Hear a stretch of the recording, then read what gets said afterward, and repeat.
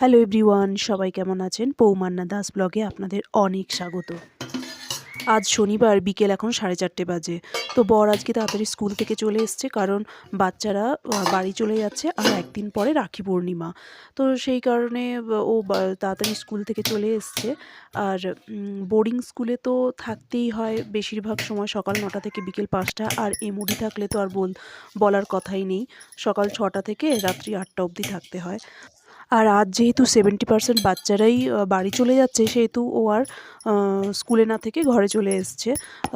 এসে বলছে যে আজকে মোমো খেতে খুব ইচ্ছে করছে, কিন্তু বাইরের যা ওয়েদার, মানে এত খারাপ ওয়েদার, বারিশ হচ্ছে আর ভীষণ মানে কুয়াশাচ্ছন্ন ওয়েদার হয়েছে। আর যেহেতু বাচ্চারা বাড়ি চলে যাচ্ছে, সেহেতু গাড়ির এত মানে আসা যাওয়া চলছে, সেই কারণে ও বলল যে আর যেতে ইচ্ছে করছে না, বাড়িতে যদি ইনগ্রিডিয়েন্টস থাকে তাহলে বাড়িতেই মোমো বানিয়ে ফেলবো।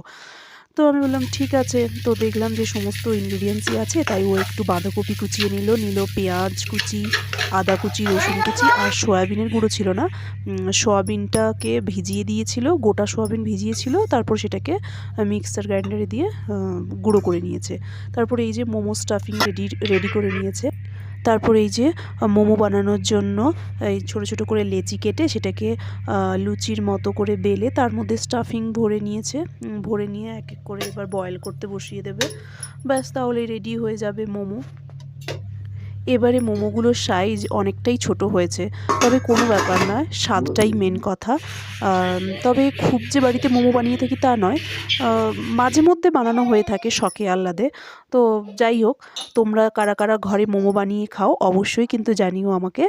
আর যদি আমার এই ভিডিওটা ভালো লেগে থাকে অবশ্যই কিন্তু লাইক, শেয়ার, সাবস্ক্রাইব করবেন।